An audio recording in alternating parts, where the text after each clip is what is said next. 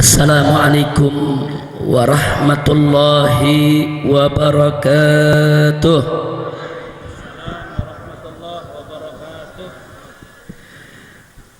Bismillah walhamdulillah wala hawla wala quwwata illa billah. Ashhadu an la ilaha illallah wahdahu la syarika lah wa ashhadu anna sayyidana Muhammadan abduhu wa rasuluh la nabiyya ba'dah. Allahumma salli wa sallim wa barik ala sayyidina wa habibina wa syafi'ina wa maulana nabiyyina Muhammadin wa ala alihi at-tahirin at-tayyibin wa ashabihi al-ghurril mayamin wa man tabi'ahum bi ihsanin ila yaumiddin. Saudara, tadi menjelang maghrib saya sampai masuk ke Tegal ini, saya bertemu dengan Ustadz Saifullah. Beliau bercerita yaitu tentang keinginan daripada beliau dan panitia untuk saya bisa menjelaskan tentang peran NU dan seluruh para pemudanya, yaitu dalam perjuangan melawan PKI. Saya terima apa yang beliau inginkan tadi dan saya sampaikan kepada beliau, insya Allah malam hari ini akan kita bahas yaitu persoalan tentang apa dan bagaimana PKI, insya Allah. Karena memang kebetulan saya ingin sampaikan kepada segenap umat Islam, tahun ini secara gencar di mana-mana saya dan kawan-kawan sedang melakukan kampanye besar-besaran untuk mengantisipasi kebangkitan PKI di Indonesia. Bahkan sejak bulan Januari tahun 2015 sudah santer kedengaran dari istana bahwa sejumlah LSM komprador, sejumlah komunitas liberal termasuk di dalamnya Komnas HAM, Kontras dan Setara Institut secara resmi menyurati Presiden, menggelar konferensi pers meminta agar Presiden Republik Indonesia Joko Widodo atas nama negara meminta maaf kepada PKI. Jadi ini bukan isu, saudara, bukan. Ini real. Jadi mereka tulis hitam di atas putih, ada surat, ada konferensi pers, dan terus kami turi, saudara. Ternyata Bapak Presiden goyang, tekanan dari kanan, tekanan dari kiri, terus ditekan sampai puncaknya di bulan Agustus. Karena Bapak Presiden labil, Bapak Presiden dalam tekanan, bahkan ada tanda-tanda kalau beliau akan minta maaf kepada PKI. Sampai Gus Solah, Kiai Haji Salahuddin Wahid hafizahullah ta'ala dari Tebu Ireng, saudara, memberikan pernyataan pers. Beliau katakan jika Presiden minta maaf kepada PKI, maka berarti Presiden telah menyakiti perasaan hati seluruh warga NU di Indonesia. Betul?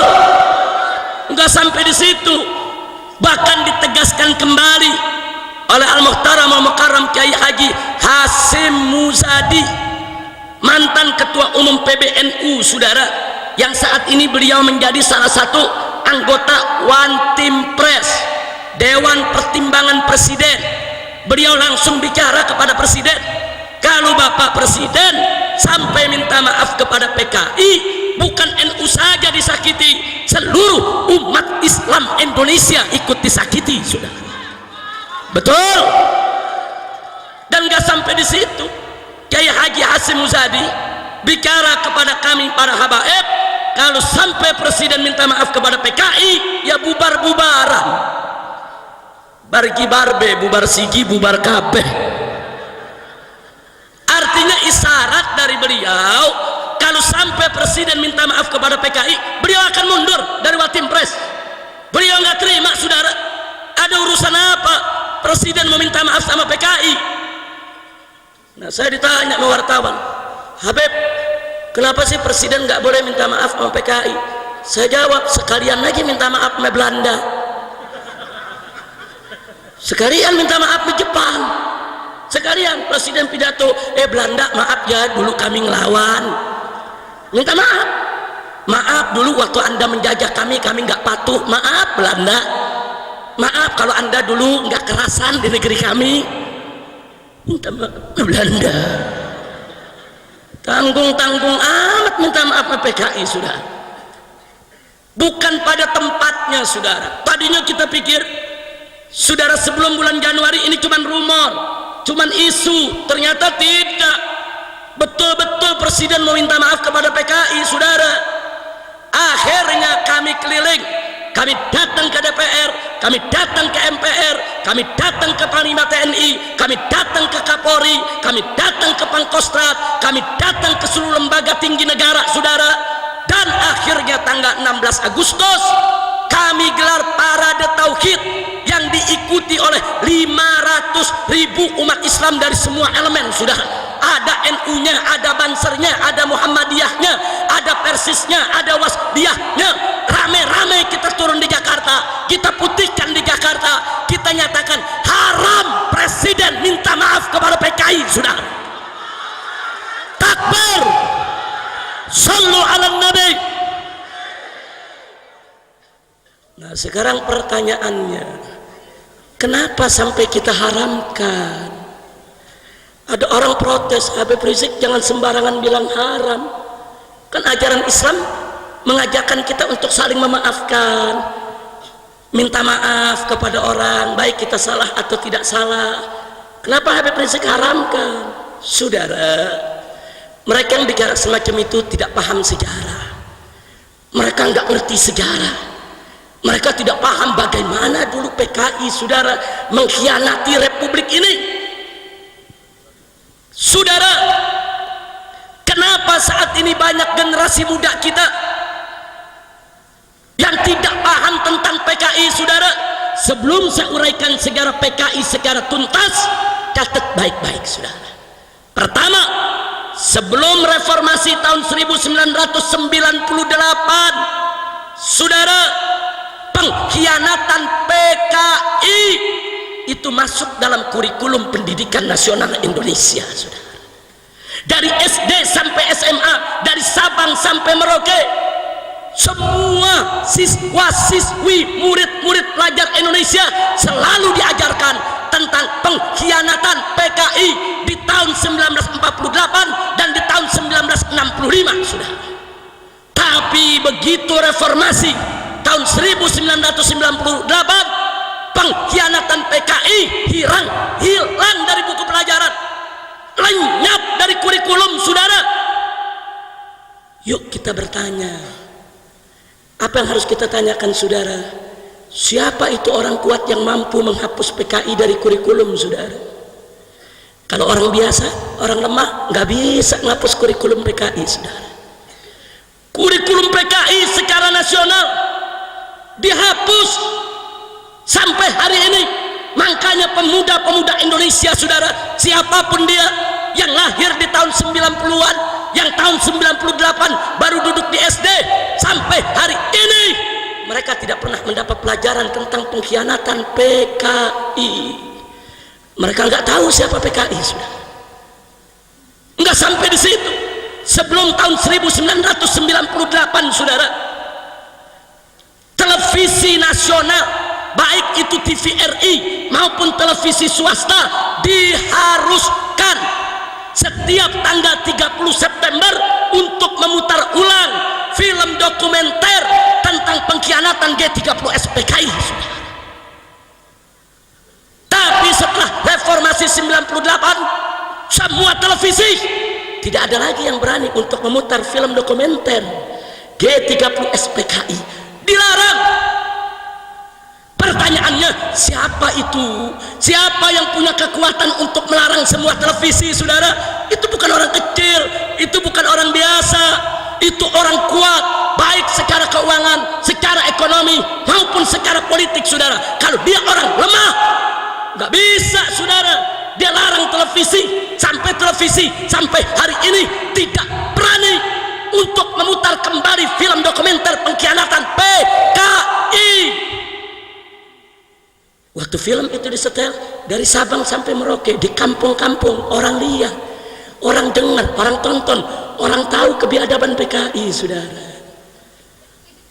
Yang ketiga, saudara, semenjak reformasi tahun 98, saudara, Anda tahu apa yang hilang dari tengah-tengah kita? Dulu sebelum tahun 98, setiap orang akan menjadi pejabat publik, mau jadi bupati, mau jadi wali kota, saudara, mau jadi gubernur, mau jadi anggota dewan, baik dari DPR tingkat pusat sampai daerah, wajib untuk mengikuti litsus, saudara. Ada litsus. Apa itu litsus? Penelitian khusus. Si calon pejabat diperiksa, saudara, bagaimana kaitannya dengan PKI dari semua aspek, saudara, baik kekerabatan, pertemanan, pergaulan, sampai kepada pemahaman dan ideologinya, saudara.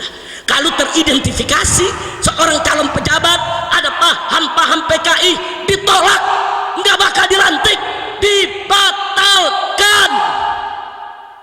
Tapi sekarang, saudara, di DPR RI kita punya daftarnya, tidak kurang dari 100 anggota DPR RI. Mereka adalah orang-orang yang sampai hari ini tetap mengkampanyekan ideologi PKI.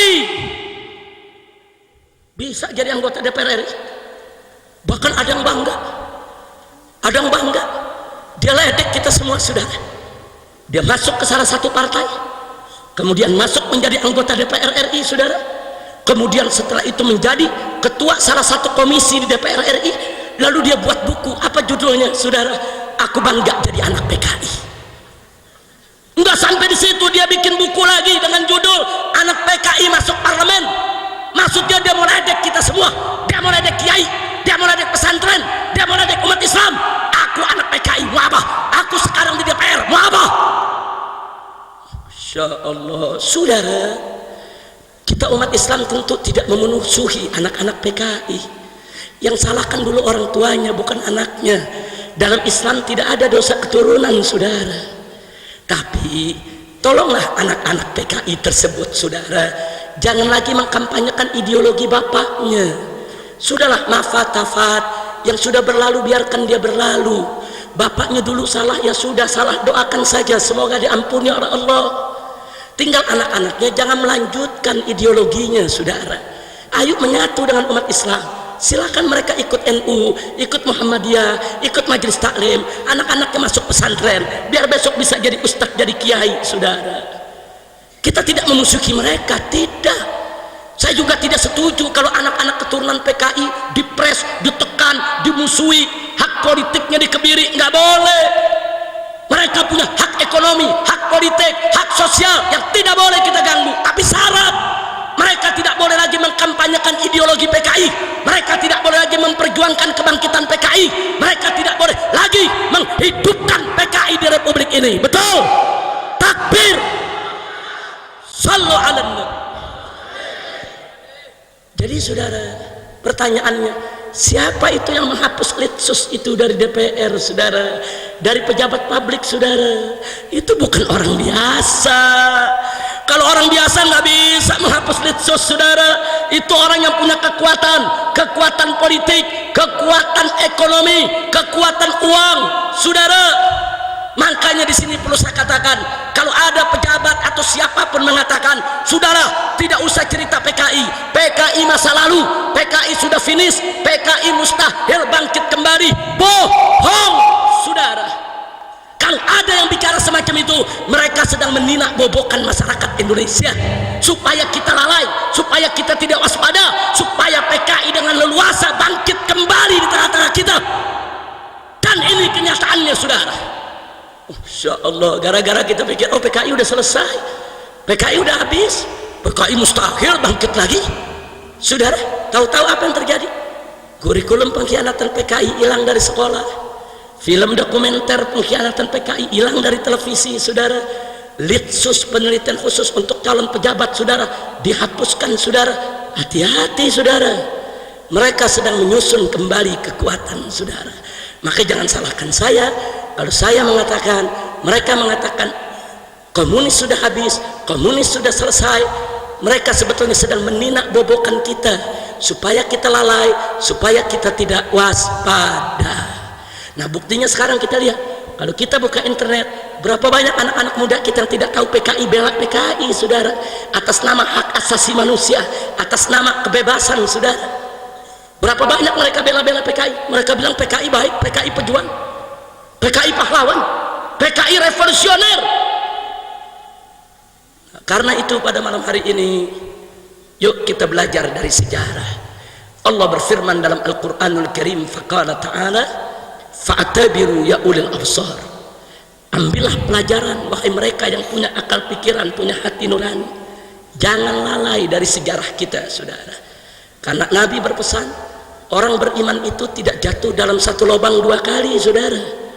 Jangan sampai nanti kita jatuh lagi, terjebak oleh paham-paham PKI yang ingin menghancurkan kita saudara. Nggak sampai di situ, umat Islam saudara harus merapatkan barisan. Jangan melulu kita ribut soal khilafiyah di antara kita saudara. Jangan, yuk kita rapatkan barisan kita satukan potensi kita saudara. Karena jika kita tidak bersatu dari hari ini, besok begitu PKI bangkit, kita hanya akan menjadi korban mereka saudara. Hati-hati Pak Bu ya. Maka itu saya mau tanya pada malam hari ini, siap untuk mengkaji soal PKI? Saya mau tanya semua, siap mengkaji soal PKI? Mau tahu PKI? Betul, takbir, sallu ala. Saya akan uraikan soal PKI secara rinci. Nanti Anda yang menilai saudara, apakah presiden pantas minta maaf kepada PKI atau tidak. Nanti Anda yang menilai, apakah PKI itu pejuang atau pecundang, apakah PKI itu pahlawan atau bajingan saudara. Nanti Anda yang menilai. Saya hanya memberikan informasi sejarah yang bisa dipertanggungjawabkan, bukan konon katanya saudara. Tidak, ada arsipnya, ada dokumennya, ada foto-fotonya saudara, arsip nasional. Nah, karena itu saudara, di awal ceramah ini juga saya ingin mengingatkan kepada semua akan amanat Allah Subhanahu wa taala dalam Al-Qur'an. Faqala ta'ala wa'tasimu bihablillahi jami'a wa la tafarraqu. Berpegang teguhlah kamu sekalian kepada hablullah, tali Allah, agama Allah, hukum Allah, aturan Allah, dan jangan sekali-kali kamu berpecah belah. Kita harus bersatu dalam iman dan Islam, kita harus bersatu dalam akidah, kita harus bersatu dalam menegakkan Islam, kita harus bersatu dalam menegakkan hukum Allah, kita harus bersatu dalam iman dan takwa kepada Allah Subhanahu wa ta'ala. Saya mau tanya semua, siap bersaudara, siap bersatu, siap bela Allah dan Rasulnya, siap bela Islam, siap bela negara Indonesia? Takbir, sallu ala nabi, Allahumma salli wa sallim wa barik alaih. Kita mulai saudara. Perhatikan baik-baik khususnya generasi muda yang mau tahu tentang PKI, dan nanti kita lihat bagaimana dahsyatnya peran NU dan Banser dalam melawan PKI saudara. Kita mulai dari tahun 1914 saudara, sebelum kemerdekaan Indonesia. 85 tokoh komunis dari Belanda datang ke Indonesia mendirikan Perserikatan Buruh Sosialis Demokratik saudara, diberi nama ISDV. ISDV itu singkatan dari Industri Sosialis Demokratik Verinci, yang artinya Serikat Buruh Sosialis Demokratik yang berpaham komunis, yang berkiblat kepada Uni Soviet. Kenapa ISDV ini didirikan di Indonesia oleh 85 tokoh komunis Belanda? Karena Partai Sosialis di Belanda hendak menggoyang pemerintahan Hindia Belanda, saudara. Kenapa mau digoyang? Karena pemerintahan Hindia Belanda, saudara, berpaham kapitalis. Jadi mereka mau goyang stabilitas politik untuk mereka jatuhkan pemerintah kapitalis yang berkuasa, agar mereka bisa kudeta ganti dengan pemerintahan komunis Belanda, saudara. Dan mereka melihat bahwa ladang Belanda ada di Indonesia. Belanda mengambil segala kekayaan Indonesia, rempah-rempah, segala macam produk pertanian, ladang, persawahan, kekayaan Belanda diambil dari Indonesia, saudara. Maka itu tokoh-tokoh komunis ini melihat goyang Indonesia, niscaya goyang pemerintahan Hindia Belanda. Kalau pemerintah Hindia Belanda sudah goyang, rubuhkan kapitalis, ganti dengan komunis, saudara. Itu manifesto politik mereka, saudara. Didirikanlah dan dipimpin oleh tokoh komunis Belanda yang bernama Henk Sneevliet, saudara. Apa yang dilakukan oleh serikat buruh ini? Dia merekrut para petani dan para buruh di kampung-kampung, saudara. Buru-buru perkebunan, buru-buru pelabuhan, saudara, buru-buru stasiun, terminal, di mana-mana, pabrik-pabrik, mereka rekrut, termasuk para petani, saudara, dengan janji kalau ikut ISDV mereka akan terlindungi secara hukum maupun politik, saudara, karena mereka resmi disetujui oleh pemerintah Belanda, sehingga pemerintah Belanda nggak sembarangan berani ganggu buruh dan tani. Dengan janji itu, saudara, berapa banyak rakyat yang tergoda, terjebak ikut ISDV, saudara, karena ada janji perlindungan, ada janji keamanan, saudara. Mereka ikut rame-rame. 3 tahun kemudian, di tahun 1917, saudara, ISDV terang-terangan membentuk DSI, Dewan Soviet Indonesia, saudara. Dia tunjukkan warnanya kalau dia bekerja sama dengan Uni Soviet yang ketika itu menjadi biang komunisme internasional, biang komunisme dunia, saudara. Ternyata ISDV dilindungi secara politik internasional oleh Uni Soviet. Lalu apa yang terjadi setelah itu, saudara?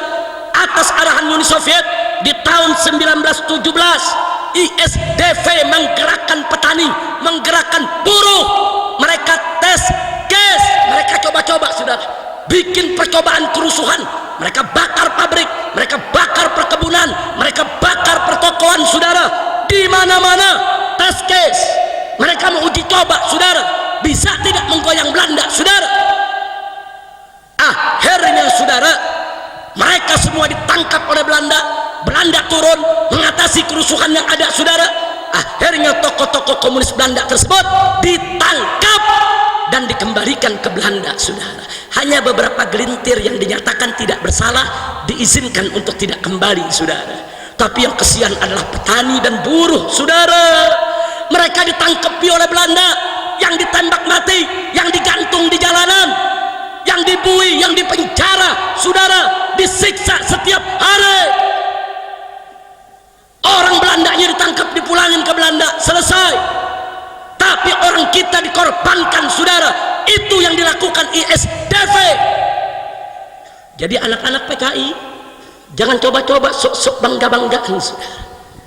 Anak-anak PKI di Indonesia apa mereka bilang? Kami pejuang, kami pahlawan, kami revolusioner.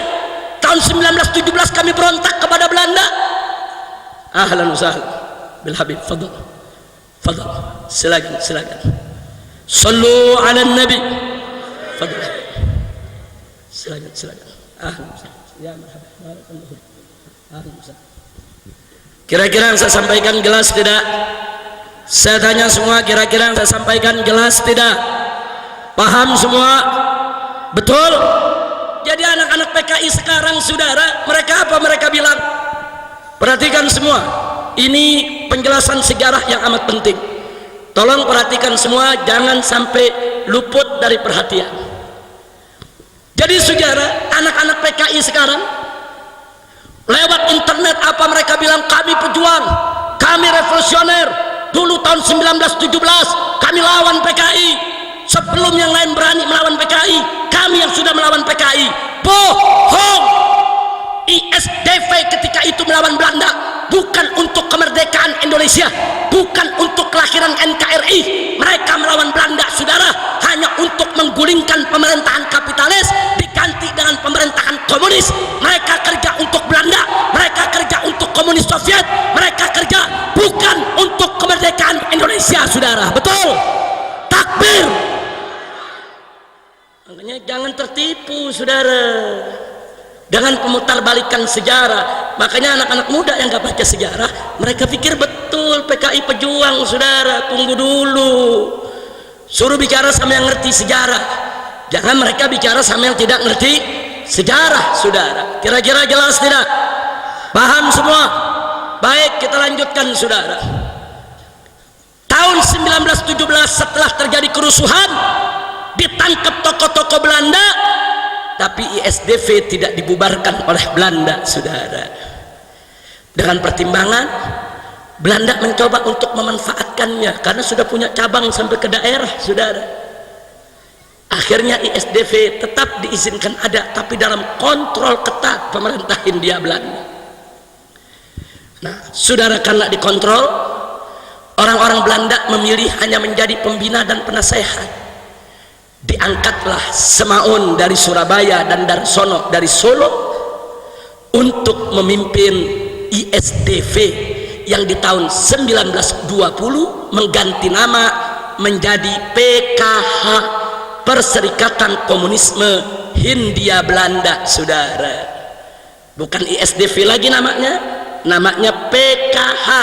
Yang pimpin bukan orang Belanda lagi, tapi Semaun dari Surabaya dan Darsono dari Solo, saudara.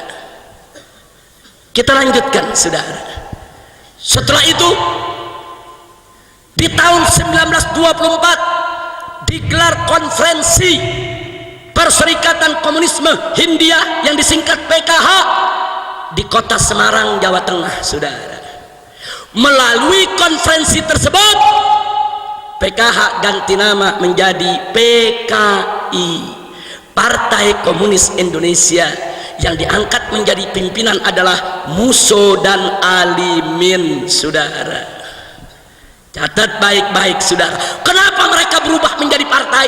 Sebab di awal tahun 1924 ada konferensi komunisme internasional yang diadakan di Moskow, menginstruksikan kepada seluruh serikat buruh yang berkiblat ke Soviet untuk membentuk partai politik di negeri masing-masing, saudara. Ini semua arahan Soviet, saudara. Ini kerja Soviet. Lalu tahun 1927, saudara, tanpa diduga ini PKI berkembang pesat. Setelah menjadi partai, makin banyak orang yang berminat, saudara, dengan aneka ragam janji. Kalau ikut PKI partai, nanti bisa jadi pejabat, nanti bisa jadi anggota dewan, nanti bisa jadi ini, bisa jadi itu, saudara. Buruh dan tani berbagai daerah rame-rame ikut kepada PKI, saudara. Nggak main-main, saudara. Akhirnya apa yang terjadi? Di tahun 1924 mereka lakukan kerusuhan besar-besaran, saudara, lebih besar dari tahun 1917. Mereka bakar terminal, mereka bakar stasiun, mereka lakukan sabotase kepada kantor-kantor pemerintah, mereka bakar perkebunan, mereka bakar hutan, mereka bikin kekacauan di mana-mana. Buruh-buruh mogok kerja, saudara, dibikin kekacauan. Pemerintah Hindia Belanda marah besar, diturunkan tentara sebanyak-banyaknya untuk mengatasi para buruh dan tani, dan akhirnya kerusuhan itu bisa diatasi oleh Belanda. Bagaimana pimpinan PKI, saudara? Musso dan Alimin dibuang ke Moskow, bukan di penjara, saudara. Dibuang ke Moskow atas permintaan Uni Soviet. Di Moskow dia punya rumah, di Moskow punya mobil, di Moskow dia dapat gaji, saudara. Agen KGB, agen rahasia Uni Soviet. Lalu bagaimana dengan rakyat, petani dan buruh, saudara, yang diprovokasi, yang dihasut untuk melakukan kerusuhan? Mereka diberondong oleh Belanda, dibantai oleh Belanda, dibunuh oleh Belanda.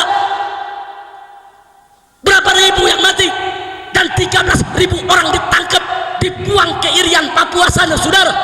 Dipaksa kerja keras, rodi, Nggak sampai di situ, petani-petani ditangkapi, ditembak satu persatu, mayatnya digantung di jalan-jalan, saudara. Insya Allah. Jadi di sini juga anak-anak PKI jangan coba-coba mengatakan kami pejuang, kami revolusioner. Dulu orang-orang tua kami melawan Belanda. Dulu PKI melawan Belanda bukan untuk memerdekakan Indonesia. Dulu PKI melawan Belanda, saudara, mereka hanya menjadi alat Uni Soviet untuk menggulingkan pemerintahan kapitalis di Eropa untuk diganti dengan pemerintahan komunis. Buruh dan tani hanya dijadikan korban, buruh dan tani hanya dijadikan bemper. Kurang ajar ini PKI, saudara. Begitu saya mau tanya semua yang dari sini, kalau gitu PKI likik tidak? Likik tidak? Mengorbankan rakyat, buruh, petani, jahat tidak? Zalim tidak? Itu yang mereka lakukan, saudara. Baca manifesto PKI, mana ada untuk memerdekakan Indonesia? Enggak ada, saudara. Akhirnya di tahun 1927, setelah PKI melakukan kerusuhan besar, dibubarkan oleh Belanda, saudara. Sejak saat itu finish PKI tidak ada, saudara. Bagaimana nasib Musso Alimin? Tinggal di Uni Soviet, saudara. Dibina, dididik oleh KGB, dan setiap tahun Musso dan Alimin selalu hadir dalam konferensi komunis internasional di Berlin, Jerman, di Beijing, Cina, dan di Moskow, Uni Soviet, mengatasnamakan Indonesia, saudara. Jadi biar anda tahu ini kaki tangan Uni Soviet, tapi mereka nggak balik ke Indonesia, saudara. Singkat cerita, menjelang kemerdekaan Republik Indonesia tahun 1945, tokoh-tokoh nasional bersama para kiai kita kumpul musyawarah, saudara, untuk merumuskan bagaimana kelak bentuk dan dasar negara Indonesia jika merdeka, saudara. Siapa yang terlibat di sana? Satu, almarhum wal maghfurullah Kiai Haji Abdul Wahid Hashim, putra pendiri NU, Hadratus Syekh Al-Alimul Allamah Kiai Haji Hasim Asy'ari radhiyallahu taala anhu wa an jami'il muslimin. Tokoh nomor satu NU hadir, saudara, dalam musyawarah untuk melahirkan NKRI. Yang kedua adalah almarhum wal maghfurullah Kiai Haji Abdul Qahar Mudzakkir, pimpinan Muhammadiyah ketika itu, saudara. Dan yang ketiga adalah almarhum wal maghfurullah Kiai Haji Agus Salim, yang ketika itu menjadi pimpinan Sarekat Islam, saudara. Ini trio kiai, ini trio ulama, saudara, luar biasa. Bung Yamin, Bung Hatta berbulan-bulan berdebat dengan kiai kita tiga ini untuk bicara dasar negara, nggak menang, sudah. Nggak menang. Bagaimana Bung Hatta, Bung Karno, Bung Yamin mau menang berdebat sama kiai yang hafal Quran? Al-Quran 30 juz dihafal, apalagi Pancasila 5 butir. Betul? Betul? Makanya nggak menang, saudara. Bung Hatta, Bung Karno, Bung Yamin ngotot Indonesia harus menjadi negara sekuler, saudara. Sebagaimana tadi Ibu Nyai, wakil bupati kita mengatakan negara nggak bisa dipisah dari agama. Itu prinsip NU dari semenjak berdiri, saudara. Ketika itu Bung Hatta, Bung Karno, Bung Yamin minta negara-negara, agama-agama, politik-politik, agama-agama nggak boleh ada. Ini harus menjadi negara sekuler. Ditentang oleh Kiai Haji Wahid Hasim, ditentang oleh Kiai Haji Agus Salim, ditentang oleh Kiai Haji Abdul Qahar Mudzakkir. Tiga ulama ini bersatu, saudara, supaya Indonesia lahir tetap ada di rel agama. Akhirnya mereka berhasil bahwa Indonesia negara berdasarkan ketuhanan. Bahkan ketika itu, saudara, pada tanggal 22 Juni tahun 1945 yang disepakati oleh para founding father, para pendiri bangsa Indonesia adalah Indonesia berdiri atas dasar ketuhanan dengan kewajiban menjalankan syariat Islam bagi pemeluk-pemeluknya, tidak dipaksa buat orang di luar Islam. Tapi pada tanggal 17 Agustus begitu kita merdeka, Jepang tidak terima ada syariat, saudara. Ditekan Bung Karno, ditekan Bung Hatta, ditekan Bung Yamin supaya syariatnya dihapus, saudara. Akhirnya tanggal 18 Agustus digelar lagi sidang.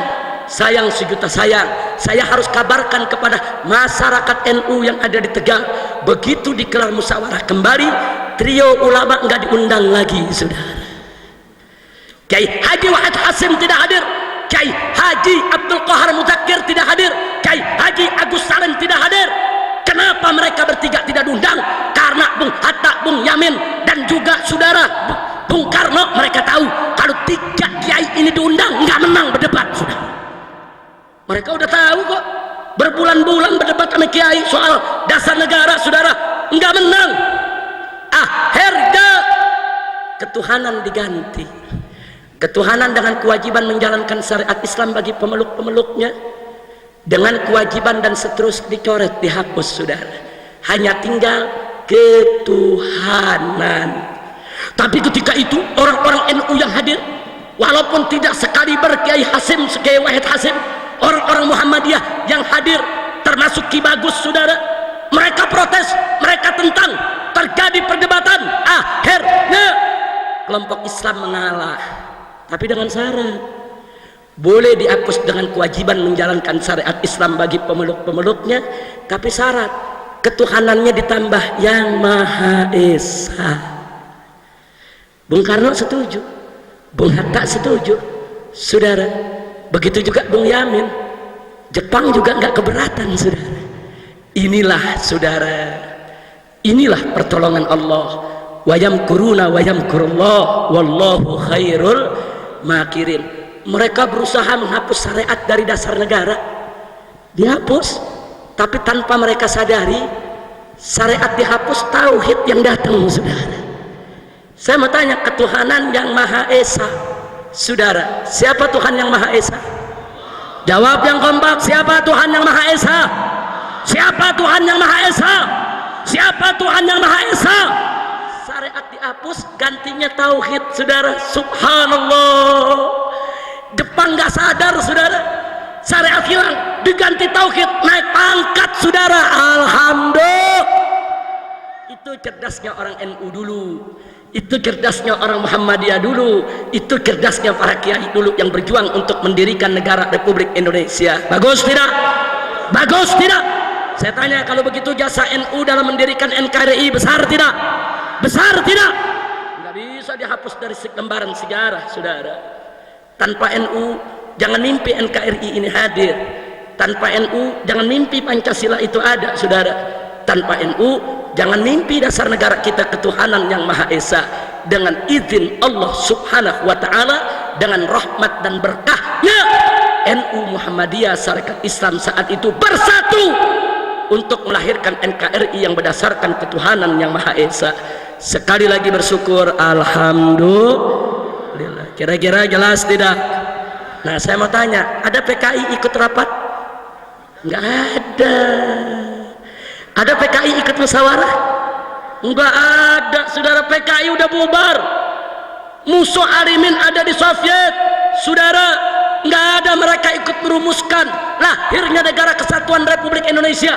Enggak ada PKI ikut rapat, enggak ada PKI ikut musyawarah, enggak ada PKI ikut sidang melahirkan negara. Tidak ada. Yang melahirkan negara Republik Indonesia adalah saudara Kiai Haji Wahid Hasim, Kiai Haji Abdul Qahar Mudzakkir, Kiai Haji Agus Salim, Bung Karno, Bung Hatta, Bung Yamin, dan kawan-kawan yang ikut dalam sidang BPPKI, saudara.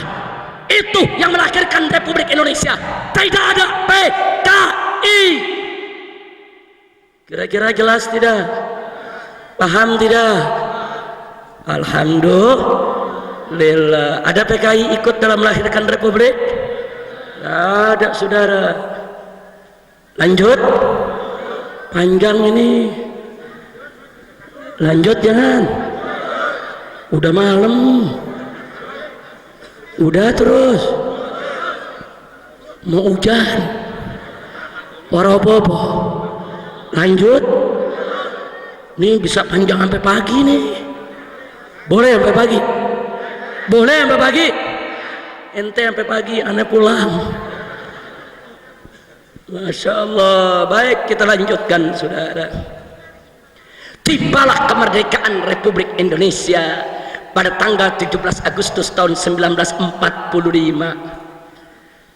Begitu kita merdeka, saudara, membentuk pemerintahan, tidak ada satu PKI pun yang dilibatkan dalam pemerintahan, saudara. Yang terlibat dalam pemerintahan adalah tokoh-tokoh nasional dan para ulama, para kiai dari NU, Muhammadiyah dan Sarekat Islam.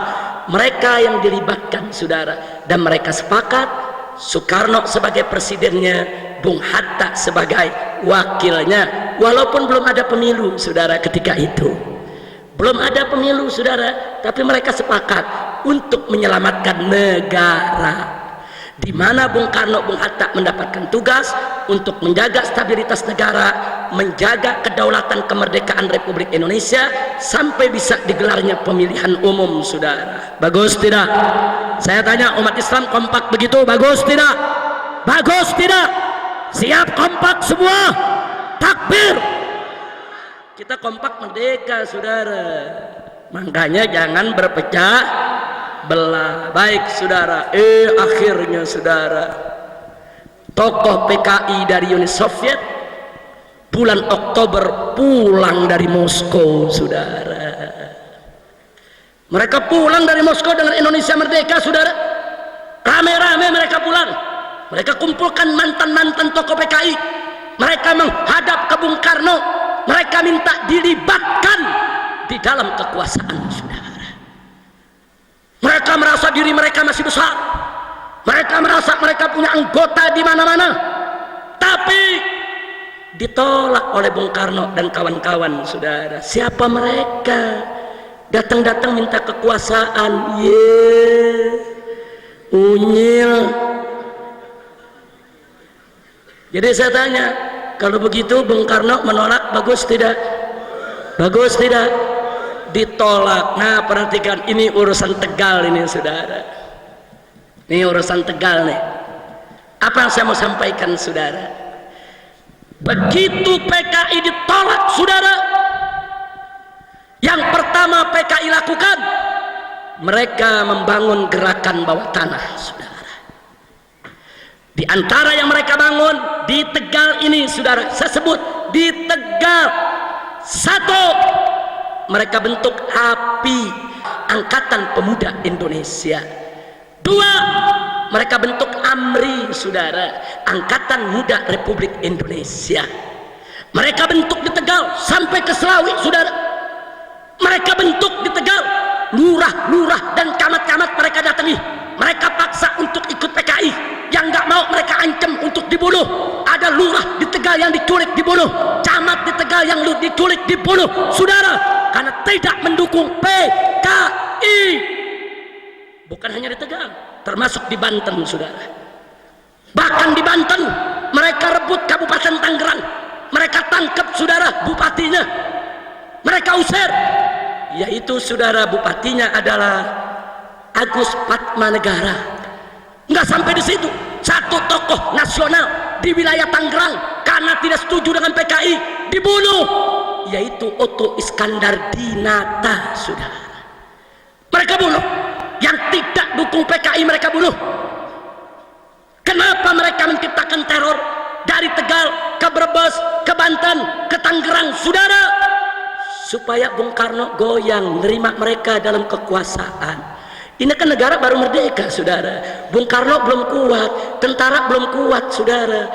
Modal Bung Karno dukungan NU, modal Bung Karno dukungan Muhammadiyah, modal Bung Karno dukungan Sarekat Islam, saudara. Tentara nih masih baru dibentuk, saudara.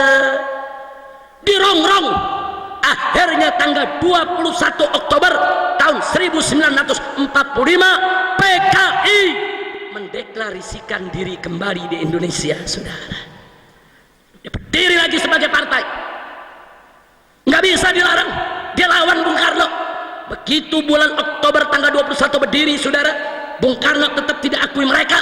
Akhirnya PKI merebut keresidenan Pekalongan, saudara. Mulai dari Brebes, Tegal, Comal, Pemalang, Pekalongan, Batang dikuasai oleh PKI. Tentara-tentara di Tegal ditangkepi, lurah camat di Tegal ditangkepi, dibunuh, kiai-kiai coba melawan, disembelih, saudara. Enggak main-main, saudara. Supaya Anda tahu apa mereka lakukan. Kenapa mereka begitu, saudara? Kenapa mereka begitu? Kenapa mereka lakukan itu semua, saudara? Bahkan Bupati Lebak, Raden Hardi Winangun, saudara, mereka bunuh, mereka sembelih. Kenapa mereka lakukan? Mereka menekan Bung Karno supaya mereka dilibatkan dalam kekuasaan, saudara. Dan akhirnya mereka berhasil, saudara.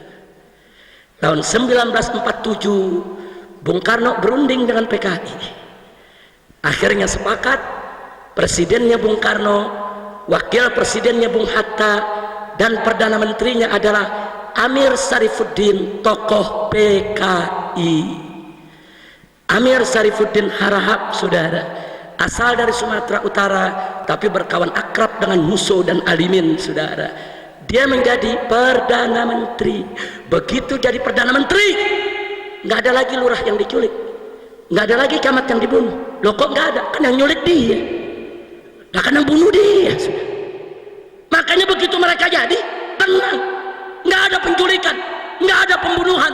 Artinya PKI dibangun dengan gerakan teroris, PKI dibangun dengan pengancaman, intimidasi, teror, pembunuhan. Kalau gitu saya mau tanya, kalau gitu PKI, saudara, saya mau tanya, pejuang atau pecundang? Pahlawan atau bajingan? Nggak sampai di situ, saudara. Nggak sampai di situ. Cirebon mereka serbu, tentaranya mereka tangkapi, semua senjatanya mereka lucuti, sampai Istana Langkat di Sumatera Utara, saudara, mereka serbu, sultannya mereka bunuh, keluarganya mereka bantai, harta bendanya semua mereka rampas. Mereka halalkan untuk merampas harta benda siapa saja yang tidak sejalan dengan mereka. Insya Allah. Jadi PKI saat itu di Jawa Tengah cukup kuat, saudara. NU di Jawa Tengah ketika itu cukup terjepit, saudara, tapi NU tetap solid. Pembelaannya terhadap ulama luar biasa, khususnya para pemuda Ansor dan Banser, saudara. Lanjut. Para ulama marah, NU marah, Muhammadiyah marah, Syarikat Islam marah, protes. Kenapa PKI bisa menjadi perdana menteri, saudara? Tapi Bung Karno menenangkan. Bung Karno ini orangnya baik, husnudzon, berpikir untuk negara. Apa kata Bung Karno? Kalau mereka bisa kita rangkul untuk kedaulatan negeri kita, kenapa tidak? Ini Belanda ngancam mau datang lagi. Jangan sampai nanti Belanda datang kita pecah belah. Sudahlah kita rangkul, yang penting kita bersatu untuk lawan Belanda, saudara. Ingat, Bung Karno, saudara, ketika itu posisinya masih lemah, baru merdeka. Jadi Bung Karno harus berpikir panjang untuk tidak menciptakan konflik sesama anak bangsa, saudara. Wajar, makzur, nggak bisa disalahkan saat itu putusan Bung Karno, saudara. Jelas tidak? Tapi akhirnya PKI memanfaatkan kesempatan. Sepanjang tahun 1947, saudara, begitu Amir Sarifuddin menjadi perdana menteri, saudara, itu kepala-kepala dinas di pegawai negeri sipil diganti dengan kader-kader PKI, komandan-komandan polisi, komandan-komandan tentara diganti dengan kader-kader PKI. PKI masuk angkatan darat, PKI masuk angkatan laut, PKI masuk angkatan udara, PKI masuk ke pegawai negeri, semua angkatan PKI masuk, saudara. Marah para ulama, saudara, tapi ditenangkan oleh Bung Karno. Ulama minta supaya PKI ini kabinetnya dibubarkan, tapi Bung Karno nggak bisa kerjakan itu, saudara. Tekanan PKI terlalu kuat. Akhirnya kesempatan itu datang. Tanggal 17 Januari tahun 1948, pemerintah Indonesia melakukan perjanjian dengan pemerintah Belanda. Dalam perjanjian Renville, saudara, keputusannya merugikan Indonesia, merusak kedaulatan bangsa. Akhirnya ulama tidak tahan, rame-rame datang ke Bung Karno, termasuk Bung Hatta, mengancam Bung Karno, kalau kabinet PKI tidak dibubarkan, Amir Sarifuddin tidak diberhentikan, kami semua mundur dari kabinet Soekarno, saudara. Karena diancam, Soekarno tidak punya pilihan. Amir Sarifuddin diberhentikan dari Perdana Menteri, kabinetnya dibubarkan, saudara. Lalu siapa jadi Perdana Menteri? Bung Hatta merangkap Perdana Menteri, di samping beliau menjadi Wakil Presiden. Lalu apa yang dilakukan oleh Bung Hatta, saudara? Atas desakan NU, atas desakan Muhammadiyah, atas desakan Sarekat Islam, Bung Hatta, saudara, meluncurkan politik RERA. Apa itu RERA? R-nya reorganisasi, R-nya rasionalisasi. Maksudnya apa? Semua kader PKI di pegawai negeri sipil diberhentikan oleh Bung Hatta. Semua komandan tentara, komandan polisi yang berasal dari kader PKI diberhentikan, dibersihkan habis-habis negara ini dari unsur-unsur PKI. Bagus tidak? Bagus tidak? Dan Soekarno menyetujui itu, saudara, karena itu permintaan para ulama, saudara. Lalu apa yang terjadi setelah itu, saudara? PKI marah, saudara. Digelarlah pada bulan Agustus tahun 1948 Kongres PKI secara besar-besaran, saudara. Hasilnya, saudara, tanggal 5 September Musso datang menghadap ke Bung Karno. Apa Musso bilang? Kami PKI minta kepada Presiden untuk berkiblat kepada Uni Soviet. Nggak apa-apa PKI nggak masuk dalam kekuasaan, tapi kiblat Indonesia harus ke Uni Soviet, saudara. Dijawab oleh Bung Karno, kami baru merdeka dari Belanda. Bagaimana mungkin kedaulatan kami gadaikan kepada Uni Soviet? Mustahil. Kami bangsa merdeka, kami bangsa berdaulat. PKI marah, saudara. Marah dengan jawaban Bung Karno. Akhirnya tanggal 12 September, saudara, PKI mulai melakukan teror di Madiun, saudara. Anda tahu, Gubernur Jawa Timur Raden Mas Aryo Suryo mereka culik, mereka bunuh. Kepala tentara di Madiun Kolonel Marhadi mereka culik, mereka bunuh. Kepala Rumah Sakit Solo Dr. Mawardi, saudara, mereka culik, mereka bunuh.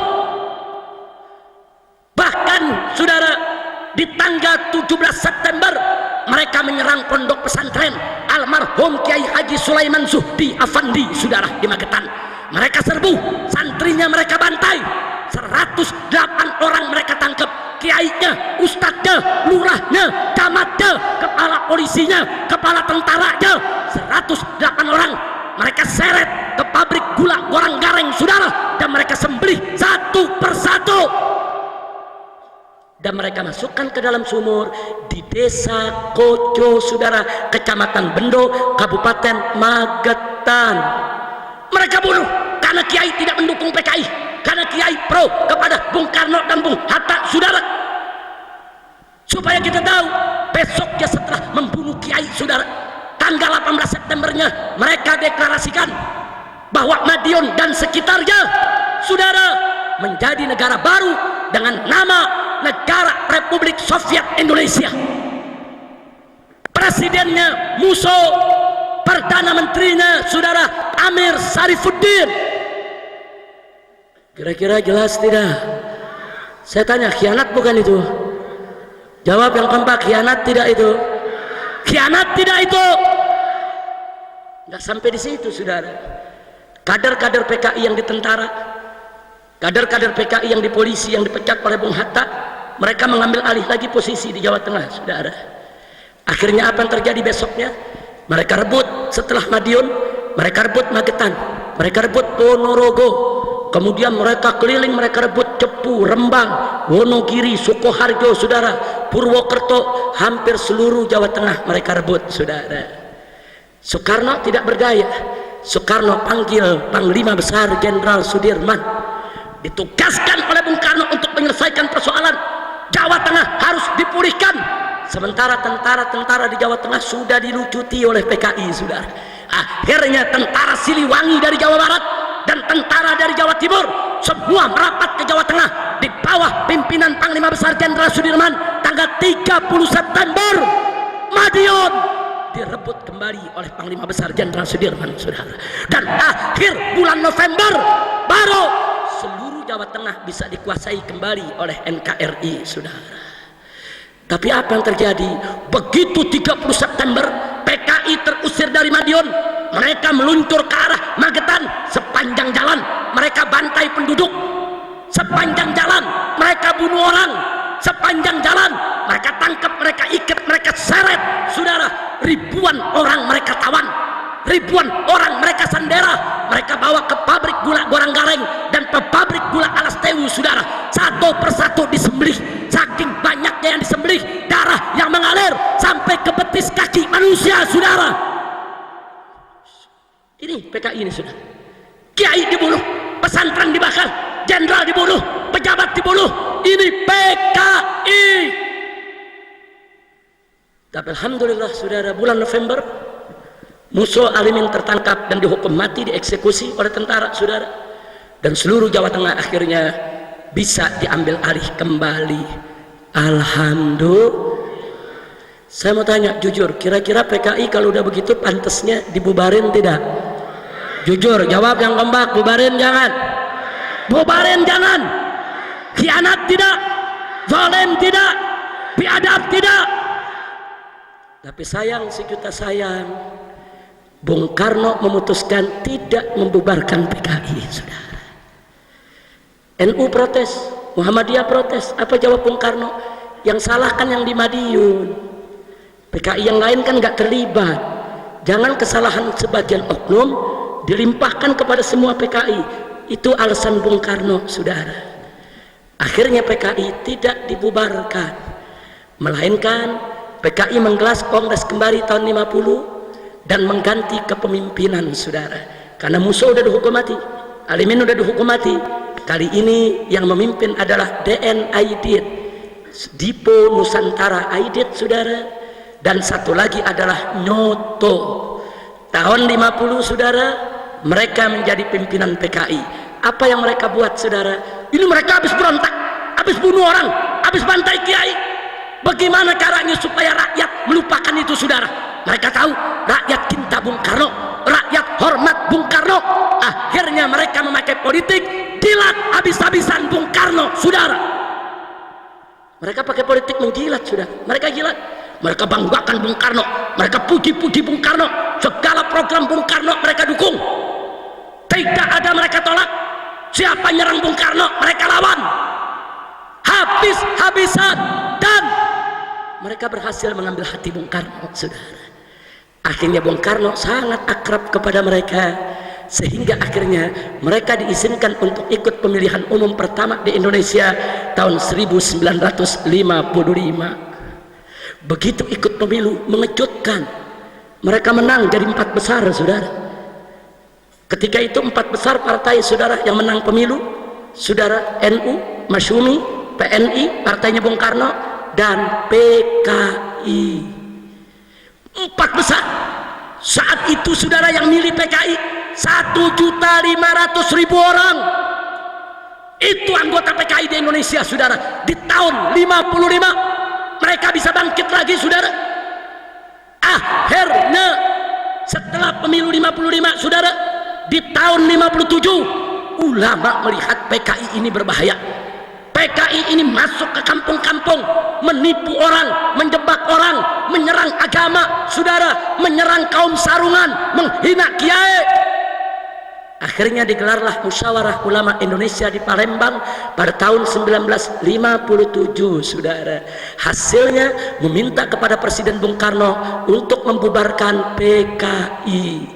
Tapi sayang sejuta sayang, permintaan para ulama tidak dikabulkan oleh Bung Karno. Saudara, alasan Bung Karno, PKI baik, PKI sudah insaf, PKI sudah sadar, PKI nggak melakukan kesalahan lagi, mereka dukung program kita semua, kenapa mesti dibubarkan? Akhirnya tahun 1958 segelintir tokoh agama bergabung dengan segelintir tentara yang kecewa kepada Bung Karno karena memanjakan PKI. Mereka mengoreksi Bung Karno dengan terjadi pemberontakan PRRI di Sumatera. Saudara, sebetulnya itu pemberontakan koreksi terhadap Bung Karno. Sejumlah saudara militer dan sejumlah tokoh agama nggak terima Bung Karno begitu manjakan PKI, begitu beri kesempatan kepada PKI. Tapi PRRI tidak kuat. Saudara, dia hanya sekedar koreksi, akhirnya bisa diatasi. Saudara, Lalu apa yang terjadi saudara setelah itu tahun 1958 saudara? Nah, setelah terjadi pemberontakan daripada PRRI saudara, tahun 58 saudara, PKI makin dimanjakan oleh Bung Karno. Bahkan di tahun 1960 boro-boro Bung Karno mau terima saran ulama dan kiai, bahkan Bung Karno meluncurkan politik Nasakom, Nasional Agama Komunis. Kiai di kampung-kampung dibujuk oleh Bung Karno, ini tujuannya baik, ini untuk persatuan, ini PKI sudah sadar saudara. Ya, sebagian ada yang terbujuk dan terayu, sebagian lagi tidak saudara. Di tahun yang sama Partai Masyumi, itu singkatan dari Majelis Syuro Muslimin Indonesia, menolak politik Nasakom. Hasilnya tanggal 17 Agustus 1960 Masyumi dibubarkan oleh Bung Karno sudah. PKI minta bubarkan ini yang nggak terima Nasakom, PKI bela Nasakom habis-habisan sudah. Makanya tadi saya katakan PKI berhasil menggunakan politik ngejilat Bung Karno habis-habisan saudara. Masyumi dibubarkan. Bahkan di tahun 1962 dua orang tokoh PKI diangkat oleh Bung Karno sebagai Menteri Besar Penasehat Presiden, yaitu DN Aidit dan Nyoto saudara. Akhirnya tahun 1963 di dalam rapat kabinet dua menteri PKI mendesak Bung Karno untuk mengganyang Malaysia, untuk perang lawan Malaysia saudara. Tentara menolak, NU menolak, Muhammadiyah menolak, Syarikat Islam menolak. Kenapa harus perang dengan Malaysia? Saudara serumpun, seagama, tapi PKI tetap ngotot. Pengaruh PKI sangat kuat, saudara. Kenapa PKI ngotot? Karena ada instruksi dari Uni Soviet bahwa Partai Komunis Malaysia lemah, mau dibubarkan oleh pemerintah Malaysia, maka itu Malaysia harus digoyang. Kalau Malaysia digoyang, Partai Komunis Malaysia tidak bubar, saudara. Luar biasa liciknya, saudara. Enggak sampai di situ, sengaja dijorokin Bung Karno untuk perang dengan Malaysia karena mereka punya program lain saudara. Mari kita lanjutkan saudara. Begitu sudah perang dengan Malaysia, tentara diturunkan, personel kurang, PKI mengajukan proposal kepada Bung Karno saudara. Bapak Presiden, kami PKI siap membantu Presiden, tentara kita nggak cukup, tentara kita nggak cukup, maka itu kami ajukan proposal, bentuklah angkatan kelima. Sudah punya 4 angkatan, ada angkatan darat, angkatan udara, angkatan laut, angkatan kepolisian. Kita perlu angkatan kelima, yaitu angkatan buruh dan tani saudara. Buruh dan tani yang terdidik hanya buruh dan tani PKI saudara. Buruh dan tani yang ngerti organisasi hanya buruh dan tani PKI saudara. Dan Soekarno mengabulkan itu saudara. Kalau anda jalan-jalan ke Jakarta, mampir sebentar di Menteng Perapatan saudara, di sana ada patung tani. Petaninya bawa bedil laras panjang dan bawa pistol pendek di pinggangnya saudara. Petani bawa pacul, bukan bawa pistol saudara. Itu patung PKI yang dibuat di zaman Bung Karno sebagai lambang kejayaan PKI. Sampai hari ini patung itu masih tetap bercokol di Jakarta saudara. Jadi kita bicara ada fakta, kita nggak bicara konon katanya saudara. Buka sejarah saudara. Lalu apa yang terjadi? GPII, Gerakan Pemuda Islam Indonesia saudara, tidak terima saudara adanya angkatan kelima, karena itu angkatan PKI. Akhirnya PKI marah, tekan Bung Karno, GPII dibubarkan saudara. Jadi ulama minta PKI yang dibubarin ke Bung Karno, bukan PKI. Masyumi, GPI saudara, nggak sampai di situ saudara. Bahkan di awal tahun 1964 Partai Murba itu partainya mantan-mantan PKI saudara. Dulu mereka ikut PKI, setelah mereka lihat kelikikan PKI, kejahatan PKI, mereka keluar. Mereka bikin partai baru namanya Murba. Murba itu adalah musyawarah rakyat banyak saudara, disingkat Murba. Murba memberitahu kepada Presiden Soekarno, hati-hati angkatan kelima PKI untuk kudeta, untuk berontak, supaya Bung Karno menolak, membatalkan itu program. Bung Karno nggak mau tahu. Akhirnya Partai Murba dibubarkan juga. PKI senang saudara. Tahun 65 Ini bagian akhir saudara. Masuk tahun sebelum tahun 65 saudara. Begitu Masumi dibubarkan, kemudian GPII dibubarkan, Murba dibubarkan, banyak ulama protes saudara. Tahun 63 64. Ulama protes rame-rame. PKI tekan Bung Karno, tangkap itu semua kiai yang protes, dan akhirnya kiai-kiai ditangkepi saudara. Almarhum Buya Hamka ditangkap, Mawardi Nur ditangkap, Kiai Haji Iskandar Soleh ditangkap saudara, Kiai Haji Yunan Helmi Nasution pimpinan Al-Wasiliyah saudara juga ditangkap saudara. Hampir 30 kiai di Jakarta semua ditangkap oleh Bung Karno dan dijebloskan ke penjara. Saat itu saudara PKI melihat musuh-musuhnya udah bubar, Masumi sudah bubar, GPII sudah bubar, PS bubar saudara, Murba bubar saudara, kiai-kiai udah banyak ditangkap saudara. Bagi PKI tinggal satu musuhnya, tentara saudara. Bagaimana cara menghabisi tentara? Bunuh jenderal-jenderalnya saudara. Kalau jenderal-jenderalnya dibunuh, tentara akan kucar-kacir berantakan saudara. Itulah sebabnya di bulan Juli tahun 1965 PKI dengan izin presiden mendatangkan 2000 pemuda dari berbagai daerah kumpul di Jakarta, masuk ke Halim Perdana Kusuma, base campnya. Mereka latihan perang saudara, resmi latihan bagaimana lempar granat, bagaimana daripada merakit senjata, bagaimana cara menembak, bagaimana strategi perang saudara. Ya, ulama protes, kiai protes, NU protes, Muhammadiyah protes, tidak didengar oleh Bung Karno. Saat itu NU dan Muhammadiyah masih mengambil sikap saudara arif dan bijak, menasehati presiden. Belum, NU belum marah saudara, belum. Emang orang kalem kalau marah gawat saudara. NU belum marah saudara, masih kalem, masih meneliti ini ada apa nih di negeri model begini ini. Akhirnya saudara tanggal 30 September 7 jenderal diculik dari rumahnya oleh PKI untuk dibunuh. Hanya satu yang selamat, yaitu Jenderal Abdul Haris Nasution. Itu pun anaknya tertembak mati yang berusia 5 tahun, Ade Irma Suryani Nasution saudara. Yang lain berhasil ditangkap, diseret, dibawa saudara ke Halim Perdana Kusuma, disiksa, dibunuh, mayatnya dikeburkan dalam lubang buaya saudara. Setelah itu saudara, besok paginya Radio Republik Indonesia dikuasai oleh PKI. PKI mengumumkan lewat radio ke seluruh Indonesia bahwa Dewan Jenderal ingin kudeta, ingin menghabisi Soekarno. Kami tangkap, kami lawan, dan kami berhasil. Kini yang berkuasa di Indonesia adalah Dewan Revolusi Baru di bawah pimpinan Soekarno. Mereka sengaja pakai nama Soekarno supaya rakyat nggak berontak saudara, supaya rakyat percaya kalau jenderal-jenderal tadi ingin berontak saudara. Kalau jenderal-jenderal tadi ingin berontak, mestinya ditangkapnya bukan di rumahnya lagi tidur saudara, mestinya mereka lagi rapat digerebek saudara. Licik, pendusta, penipu saudara.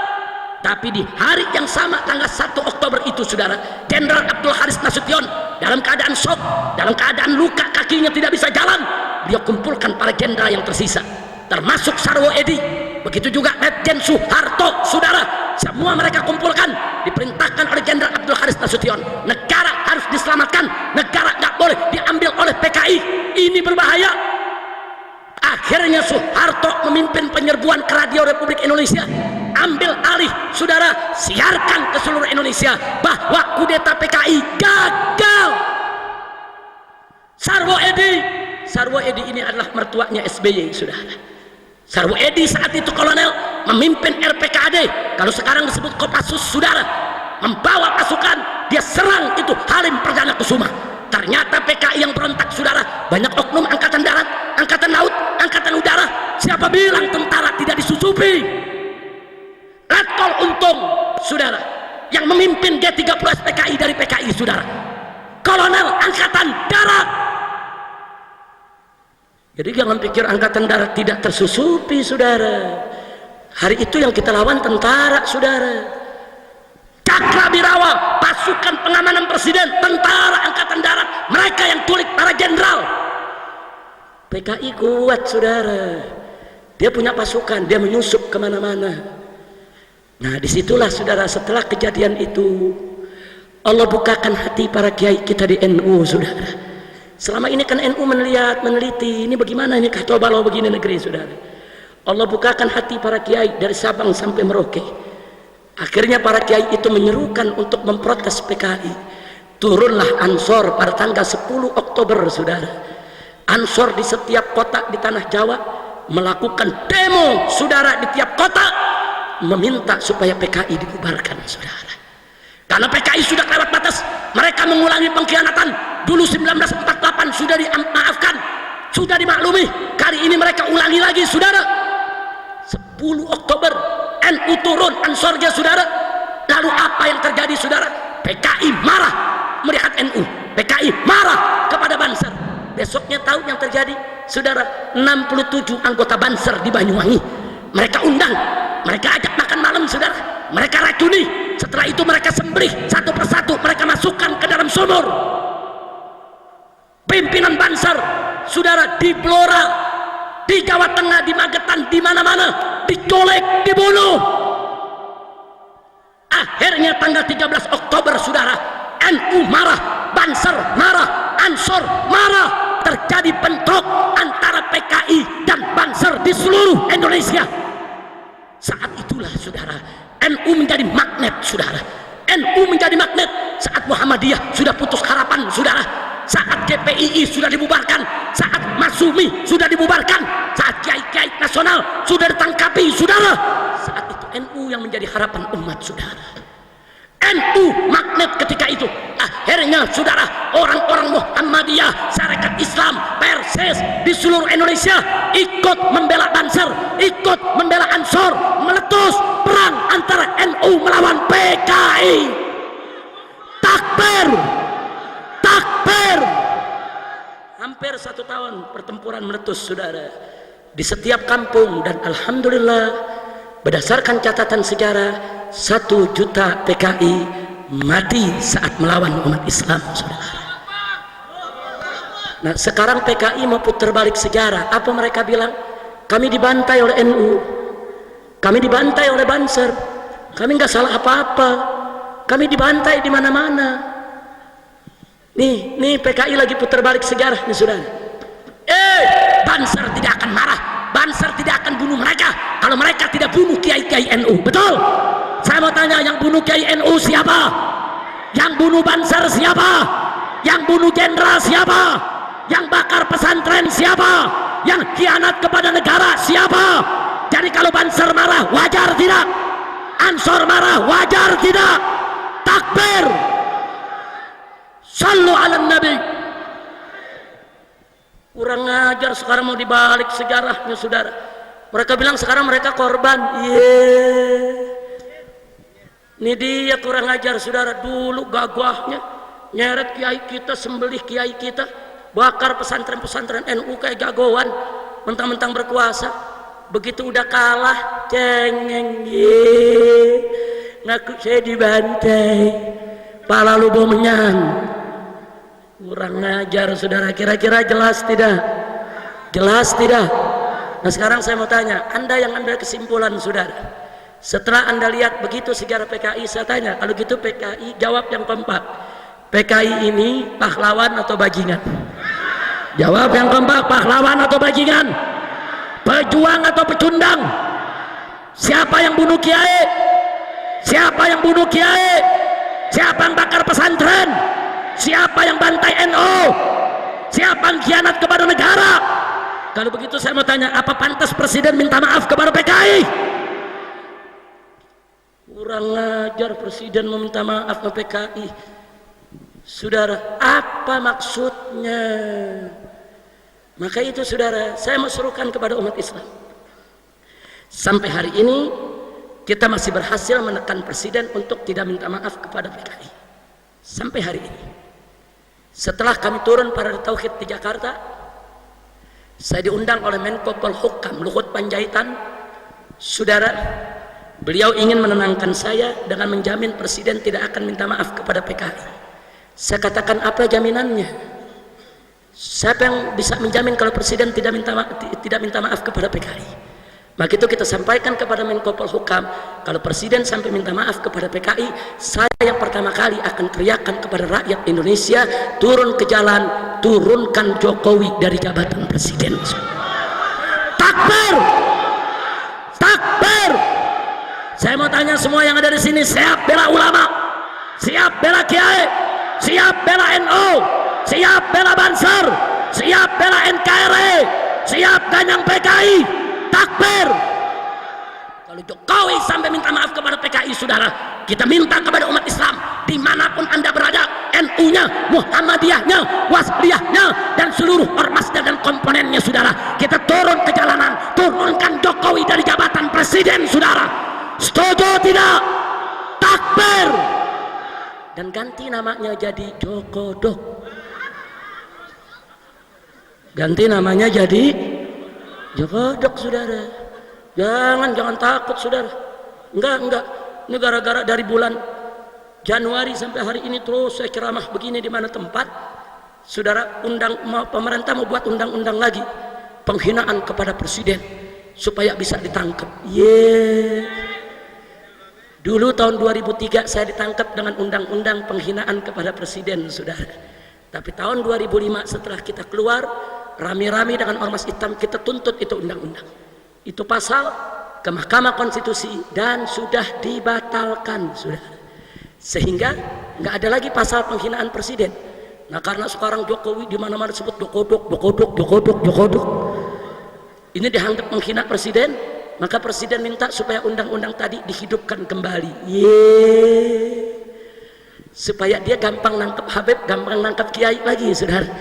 Tunggu dulu. Nah, setelah mereka gagal, ditolak oleh DPR, sekarang Kapolri mengeluarkan surat tentang hate speech, pernyataan kebencian, saudara, supaya polisi bisa tangkap siapa saja yang hina presiden. Kebon, kadal kebon. Saya tanya, takut jangan? Takut jangan? Takbir! Jangan takut. Ini yang hak harus disuarakan, saudara. Baik, sebagai penutup ceramah saya, muncul pertanyaan, emang kenapa sih kalau presiden minta maaf kepada PKI, kok Habib dan kawan-kawan FPI kok begitu marah? Ada apa sih? Jawab jangan. Kapan? Tahun depan aja, biar diundang lagi. Udah sejam lebih nih, nggak apa-apa. Saya kira mah udah 1,5 jam ini. Lanjut, ente lanjut, mulut anu udah berbusa. Baik, singkat saja, perhatikan baik-baik. Kenapa kami menolak keras presiden minta maaf kepada PKI? Saudara, memang maaf memaafkan itu ajaran Islam. Maaf memaafkan itu memang kesantunan Islam. Maaf memaafkan itu memang kedamaian Islam. Tapi hati-hati, minta maaf presiden ini bukan sembarang minta maaf. Ini punya implikasi politik dan hukum, saudara. Satu, kalau presiden minta maaf kepada PKI, maka itu akan diterjemahkan oleh media, oleh semua jurnalis, oleh semua pakar di negeri ini bahwa PKI tidak bersalah, saudara. Nah, saya mau tanya, kalau PKI nggak salah, berarti yang salah NU, berarti yang salah Banser, berarti yang salah Ansor, berarti yang salah Kiai, berarti yang salah pesantren, berarti yang salah tentara, berarti yang salah polisi, berarti yang salah negara. Hati-hati Pak Jokowi minta maaf. Yang kedua, kalau presiden minta maaf kepada PKI, berarti PKI tidak salah. Dengan demikian implikasi hukumnya, PKI berhak mendapatkan rehabilitasi. Apa itu rehabilitasi? Dikembalikan nama baiknya, dipulihkan kembali partainya, dan diserahkan kembali seluruh aset PKI yang pernah disita oleh negara, saudara. PKI mesti resmi berdiri lagi, saudara. Berarti pembubaran PKI tidak sah. Berarti TAP MPRS nomor 25 tahun 66 itu semua tidak sah, saudara, alias bohong, penipuan. Hati-hati, presiden melawan keputusan MPR, saudara. Nggak boleh sembarangan, saudara. Nggak sampai di situ.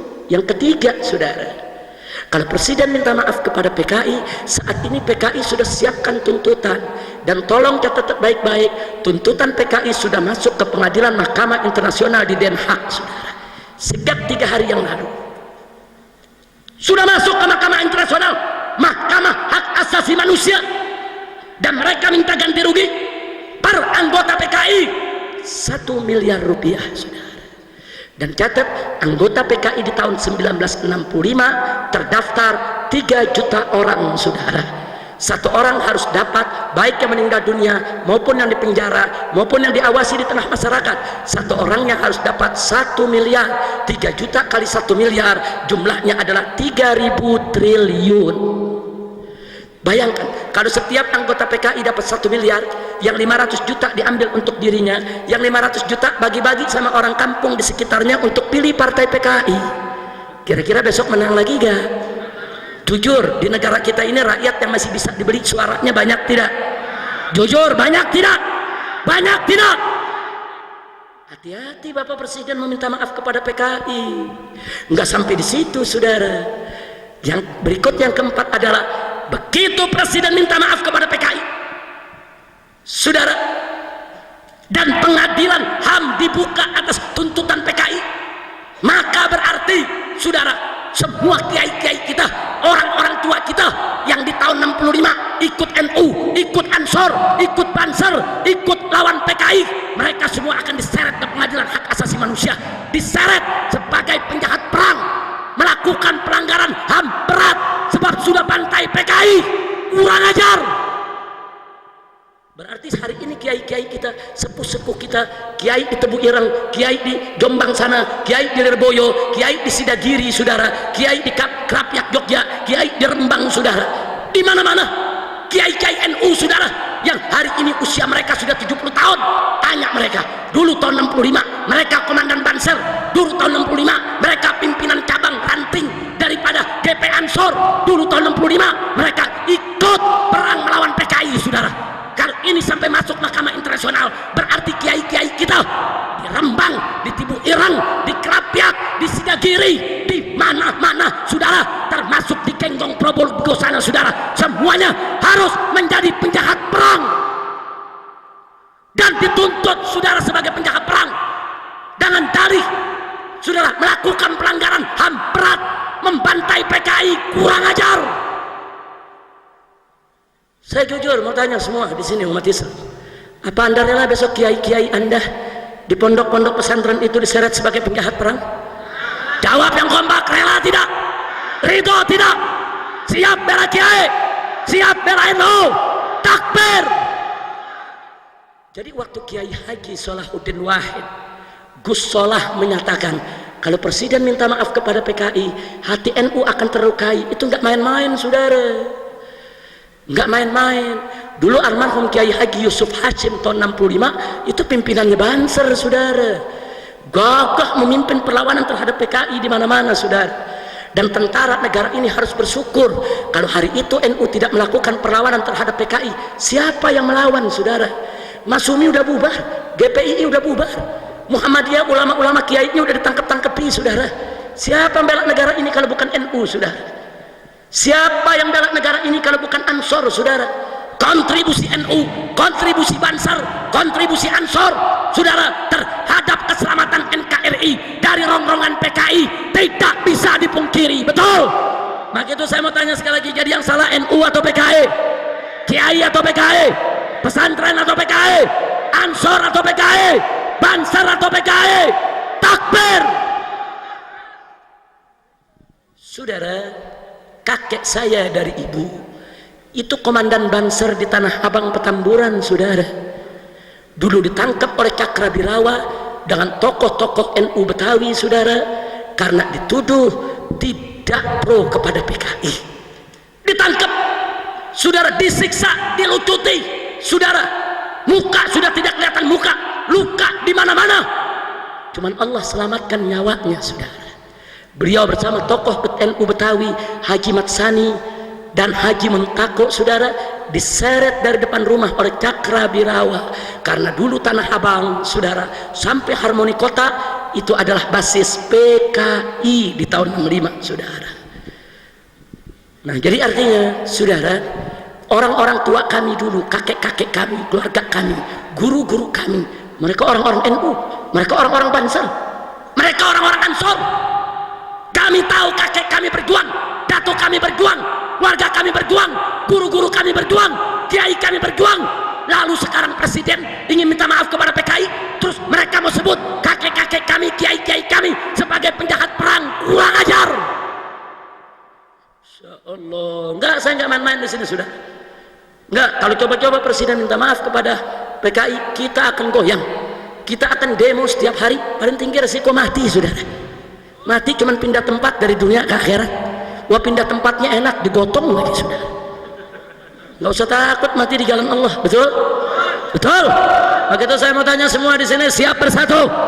Umat Islam siap bersatu, siap berjuang, siap bela Allah, siap bela Rasul, siap bela Quran, siap bela Islam, siap bela Kiai, siap bela NU, siap bela Banser, siap bela Ansor, siap bela NKRI. Takbir, sallu ala Nabi. Nah, kita mau sampaikan sama tentara dan polisi, makanya sama Habib Mekiai jangan curiga melulu, betul? Dulu tentara kalau nggak ada NU mau kemana? Dipotong lo semua. Nah, jenderalnya udah dipotong, betul? Alhamdulillah ada NU, ada Habib, ada Kiai. Jangan Duh, Habib dicurigain, Kiai dicurigain. Jangan, saudara. Besok kalau PKI bangkit, siapa yang bela Anda? Baik-baik sama ulama, baik-baik sama Kiai, baik-baik sama pondok pesantren, betul? Jadi kalau besok PKI bangkit, polisi tentara tidur aja, senjatanya kasih laskar. Jangan kasih Banser istirahat dulu gantian. Biar FPI yang sikat PKI. Setuju tidak? Setuju tidak? Takbir. Kalau ada yang nanya, dulu FPI kemana? Kan belum lahir. Dulu mana ada FPI, kan belum lahir, betul? Kakek saya komandan Banser, guru saya pengurus NU, saudara. Wah, sampai sekarang FPI pun tetap anak NU, cuman anak bandel. Kerjaannya berkelahi melulu. Sebenarnya gitu doang. Kalau soal akidahnya sama-sama Asy'ari, fikihnya sama-sama Syafi'i, sholawat doyan, tawasul doyan, tabaruk doyan, sama. Cuman ada orang nggak suka kalau kita ini harmonis, betul? Ada orang nggak suka kalau kita akur, betul? Makanya kita mau diadu semua, betul? Maka itu saya mau tanya, siap bersatu, siap berjuang bersama, siap bersaudara. Musuh NU Muhammadiyah atau PKI? Saya mau tanya, musuh NU Muhammadiyah atau PKI? Musuh Banser FPI atau PKI? Takbir. Alhamdulillah. Kira-kira jelas tidak? Paham semua? Nah, jujur, kalau presiden minta maaf kepada PKI, bahaya tidak? Bahaya tidak? Terima atau tolak? Biarkan atau lawan? Siap lawan? Siap jihad lagi? 22 Oktober dijadikan Hari Santri Nasional, betul? Atas permintaan PBNU, betul?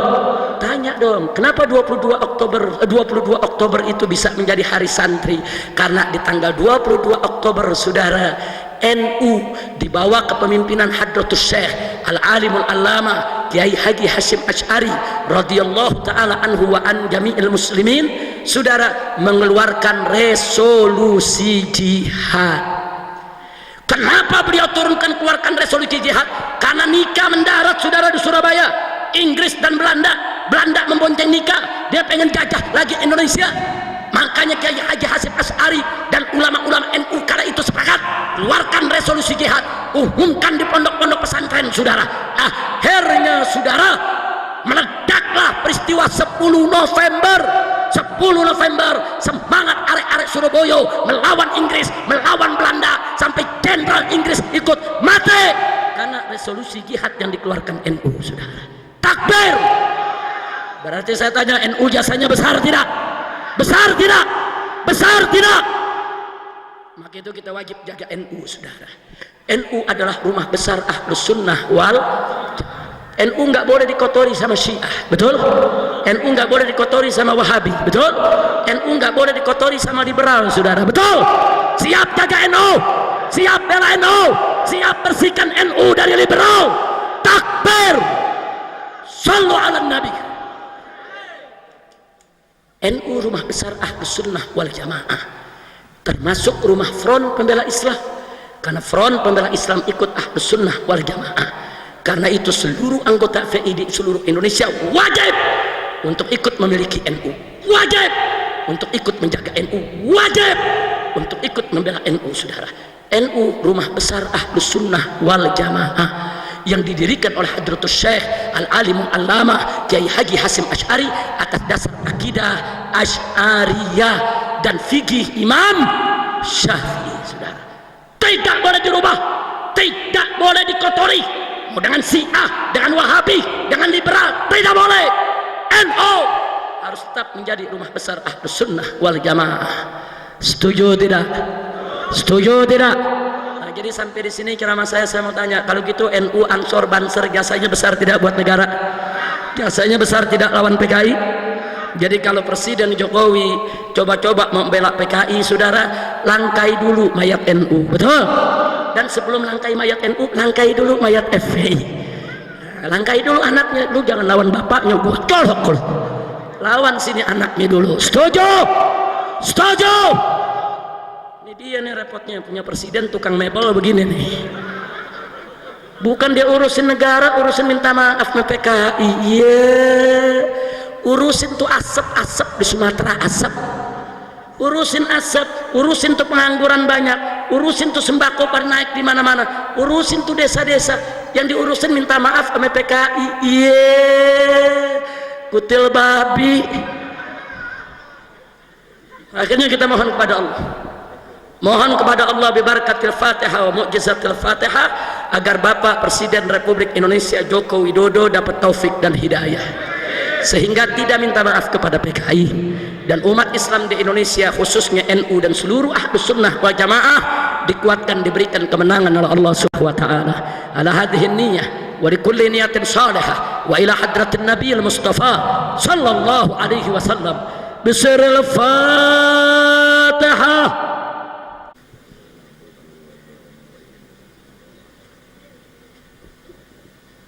Taqabbalallahu minna wa minkum fataqabbal ya karim. Mudah-mudahan doa kita digabulkan, amin. Jadi sungguh pun kita kritik keras sama presiden, sungguh pun kita protes keras kepada presiden, tetap kita harus doakan kebaikan buat dia. Jangan disumpahin. Kalau kita sumpahin jadi presiden setan, tahu tuh sumpahan kita diterima, benar-benar jadi setan besok. Nah kalau jadi setan kan rakyat yang susah, betul? Jadi jangan, doain biar jadi presiden yang baik, biar jadi presiden dapat taufik dan hidayah. Jangan sampai minta maaf kepada PKI. Nah, maka itu saya mau tanya kesimpulan akhir, saudara, kepada semua yang ada di sini. Jawab rame-rame, yang kompak. Jadi kalau begitu PKI itu pahlawan atau bajingan?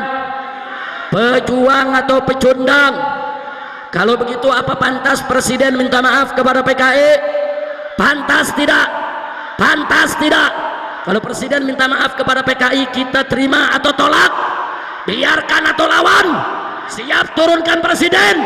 Takbir, sallu ala nabi. Siap bersatu, siap bersaudara. Takbir, sallu ala nabi. Nah, sampai di sini ceramah saya pada malam hari ini. Besok pagi insya Allah saya akan hadir dalam acara haul Kiai Haji Armiyah di Cikura. Nah insya Allah acara haul macam ini perlu kita datang. Ingatnya semuanya warga NU, sebab haul itu, saudara, sebagai bukti tanda cinta kita kepada ulama, sekaligus bentuk terima kasih kita kepada ulama yang telah berjuang mendahului kita, betul? Juga sekaligus sebagai forum silaturahmi antara kita dengan para ulama, betul?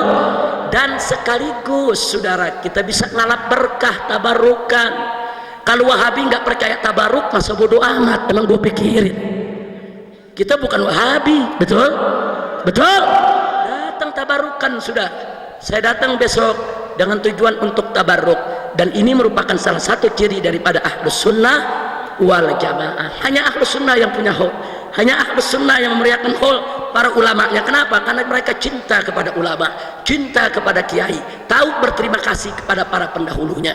Dan Kiai Haji Arnia selama hidupnya, beliau adalah pendidik, beliau adalah guru, beliau adalah pejuang, beliau adalah benteng Ahlus Sunnah wal Jamaah. Mudah-mudahan besok kita bisa ketemu lagi. Amin.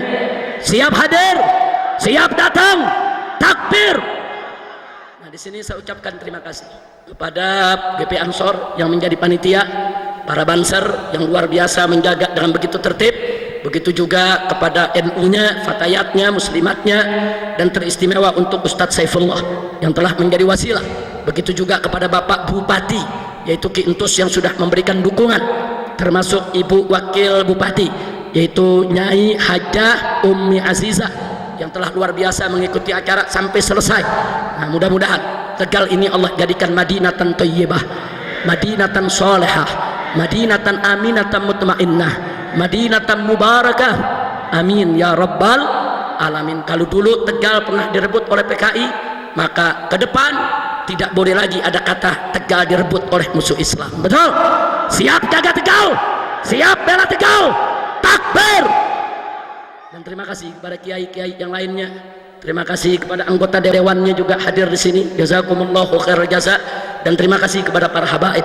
Di sini saya lihat tadi ada Habib Agil Al-Attas, ada Habib Hamid Al-Attas, dan habaib yang lain yang tidak saya sebutkan satu persatu, tapi mereka adalah kerabat saya, mereka adalah keluarga saya. Mudah-mudahan para habaib dan kiai di Tegal akan selalu bersatu. Amin. Amin ya rabbal alamin. Jangan mau diadu domba dengan siapapun. Mudah-mudahan Allah memberikan kemenangan kepada kita. Nah, itu saja yang bisa saya sampaikan. Dan akhirnya saya ingin umumkan, insya Allah tanggal 23 Desember malam 24 Desember Front Pembela Islam akan menggelar yaitu Maulid Akbar Nabi Muhammad SAW, yaitu di Jalan Raya Petamburan, markas Front Pembela Islam. Saudara, sekaligus untuk menyatakan sikap secara nasional bahwa kami, saudara, akan menolak bentuk minta maaf dalam bentuk apapun yang disampaikan oleh negara kepada PKI. Jadi menolak PKI bagi kami adalah harga mati. Nah, Anda yang kebetulan tinggal di Jakarta atau saat itu ada di Jakarta atau yang punya kesempatan untuk ke Jakarta, silakan untuk hadir dalam acara kami nanti, yaitu jatuhnya Rabu, malam Kamis, dari mulai ba'da Isya sampai selesai, akan dihadiri oleh para habaib, para ulama dari luar maupun dalam negeri, dari Sabang hingga Merauke. Mudah-mudahan diberkahi oleh Allah Subhanahu wa taala. Nah, itu saja yang bisa saya sampaikan. Jangan ada yang bergerak sebelum ditutup dengan doa oleh salah seorang tokoh kita yang ada di sini. Kita aminkan dengan khusyuk, kita aminkan dengan saduh, kita aminkan dengan muqinun bil ijabah, dengan yakin yang doa kita diterima oleh Allah Subhanahu wa taala. Nah, sekian dari saya. Terima kasih atas segala perhatiannya. Mohon maaf atas segala kesalahan, kekhilafan dan kekurangannya. Hadani Allah wa iyyakum ila siratihil mustaqim. Wallahul muwaffiq ila aqwamit thariq. Wassalamualaikum warahmatullahi wabarakatuh.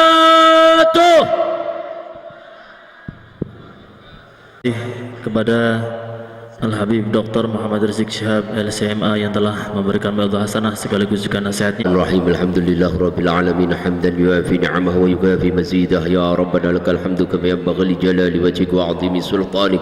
سبحانك لا نحصي ثناء عليك كما أثنيت على نفسك فلك الحمد حتى ترضى ولك الحمد إذا رضيت ولك الحمد بعد الرضا. اللهم صل وسلم على سيدنا محمد في الأولين وصل وسلم على سيدنا محمد في الآخرين. صل وسلم على سيدنا محمد في كل وقت وحين. صل وسلم على سيدنا محمد في الملأ الأعلى إلى يوم الدين. صل وسلم على سيدنا محمد حتى ترث الأرض من عليها وأنت خير الوارثين. اللهم إنا نستغفرك ونستودعك أدياننا وأبداننا وأنفسنا وأموالنا وأهلنا وكل شيء أعطيتنا. اللهم اجعلنا وإياهم في كنافك وأمانك وأيادك وجوارك من كل شيطان مريض وجبار عنيد وذي عين وذي بغي وذي حسد ومن شر كل ذي شر إنك على كل شيء قدير. اللهم خذنا بالتقوى والاستقامة وأعذنا من موجبات الندامة في الحال والمال والمآل إنك سميع الدعاء. وصل اللهم بجلالك وجمالك على سيدنا محمد وعلى آله وصحبه وبارك وسلم أجمعين ورزقنا كمال المتابعة له ظاهرا يا أرحم الراحمين بفضل سبحان ربك رب العزة عما يصفون والسلام على المرسلين والحمد لله رب العالمين. بسر الفاتحة. kurang lebihnya mohon maaf. Subhanakallahumma wa bihamdika asyhadu an la ilaha illa anta astaghfiruka wa atubu ilaik. Assalamualaikum warahmatullahi wabarakatuh. Allahumma shalli ala sayyidina Muhammad.